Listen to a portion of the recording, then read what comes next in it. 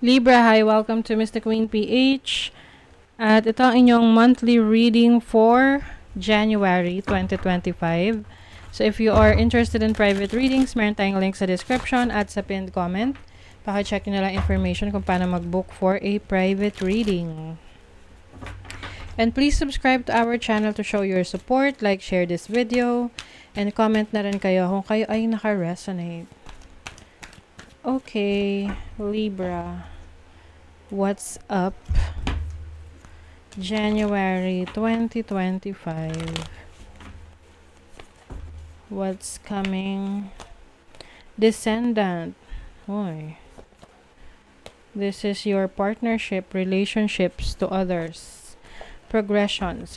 Okay, so maaring if you are connecting with someone romantically right now, maaring may improvement dun sa relationship ninyo, whether this is romantically or sa business. Merong pagbabago, like may pag-unlad, there is progress. I also see na meron ditong very interested in getting to know you. Gusto ka makilala. Pero I think this person is sa una, hindi pa niya ipapakita yung totoong siya. Okay? Kumbaga parang best foot forward itong person na to until you get to know this person ng mas malalim. And some of you, meron kayong nire-rethink na relationship. Iniisip nyo kung ito bang connection na to ay ipagpapatuloy nyo pa. Kasi pwedeng hindi kayo ganun ka satisfied sa nangyayari sa relationship ninyo. Whether this is business partnership or romantic connection. Let's see what else, Libra. You have the Empress, so that is your energy. The Death card. Uy, merong endings, new beginnings. Oh, okay. Two of Wands. Okay. So some of you, if you are connecting romantically, meron kayong long distance relationship, pwede nagkakaroon ng ng parang pagkawala ng gana sa relationship nyo. It may lead to separation para sa iba sa inyo, lalo na kung wala kayong gagawing effort, yung tipong hahayaan nyo na lang. Halimbawa, nag-propose kayo sa person nyo na, ano kaya tapusin na natin to? Tapos sabi niya, oo nga. Hindi ba, hindi kumontra, ganon. So, maybe it's time for you to end that connection kasi it's not really working out. Baka, nagsasayang lang kayo ng oras, no, sa isa't isa. Meron kasi ritong deceit merong hindi nagpapakita ng totoong intentions or meron siyang mga itinatago, no, sa'yo. So, pwedeng meron, yung iba sa inyo, merong matutuklasan na kalokohan sa isang kapartner ninyo romantically. Or yung iba naman, let's say sa business, meron kayong business partner na hindi pala niya inaayos yung trabaho niya or parang wala pala siyang pakialam sa business ninyo or meron siyang ibang intentions na pang sarili lang, 'di ba? So I feel like this will be revealed sa'yo ngayong January. And dahil doon, I think magkakaroon ka ng plan B. Like, meron ka nang may plano ka na kasi, no? Hindi lang sa isang direction ka nakatingin. Meron ka rin kino-consider na bagong direction na gusto mong tahakin, which is already available to you. So, yung iba sa inyo, I see someone na makikipag-break sa relationship dahil long distance yung relationship niyo or hindi kayo masyado nakakapag-spend ng time together. Pero malakas ang loob mo dahil merong bagong potential partner sa'yo. That's why inaalaw mo na lang na ganun mangyari. So, kumbaga, may option ka kasi. Sa trabaho, career naman, I think, kung hindi ka na fulfilled sa trabaho mo, pwedeng may kipag-usap ka sa boss mo, kakausapin mo kung ano yung mga gusto mong mangyari sa career mo. Gusto mo malaman kung saan papunta yung career path mo. And if you feel na parang wala rin namang patutunguhan, pwedeng magre-resign ka.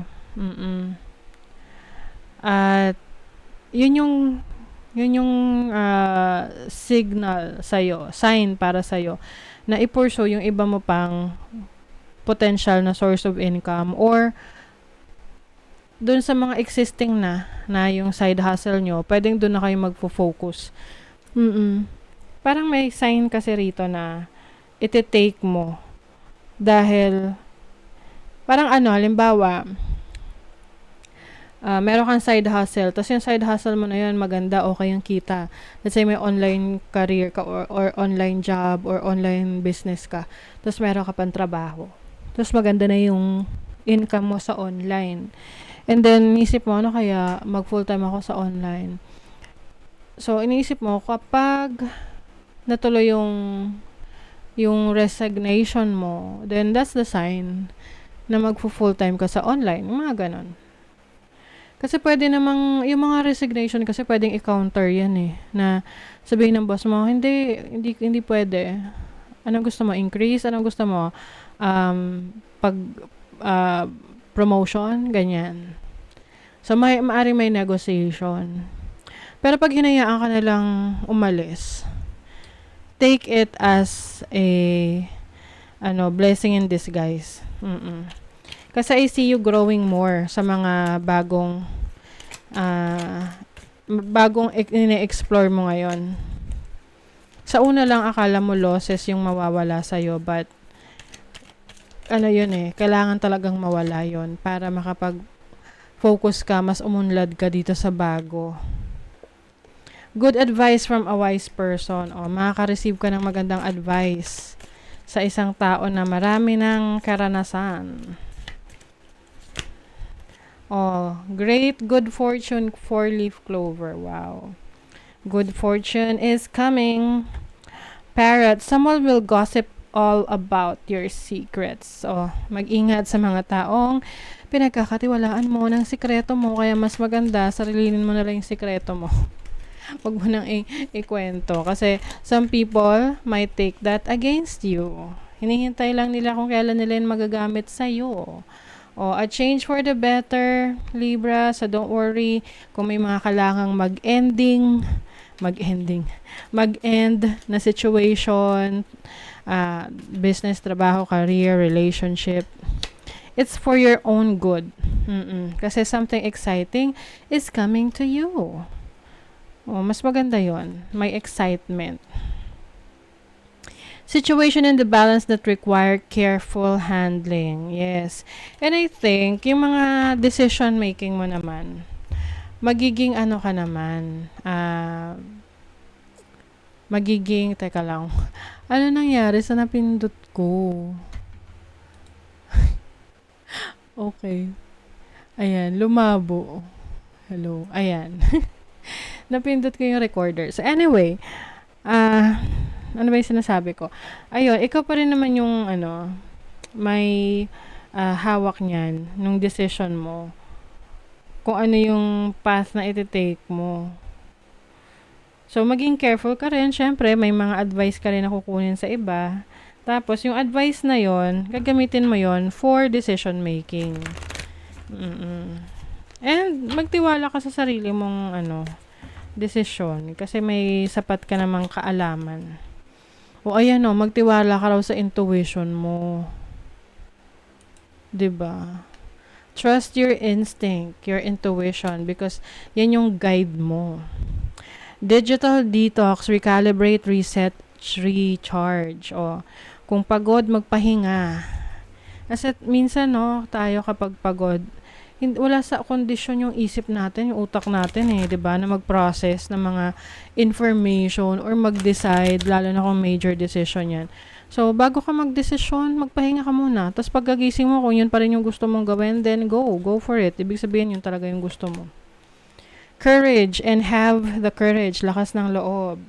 You are being tested, have faith, and stand in your own truth. Yes. So parang tinetest ka ng universe kung ano talaga yung gusto mo sa buhay. Kung ano gusto mo talagang i-pursue. Kasi kung gusto mo, gagawan mo ng paraan. Kung ayaw mo, marami kang excuses. Oh, 'di ba? So that is your reading, Libra. Good luck. Thank you so much and see you again.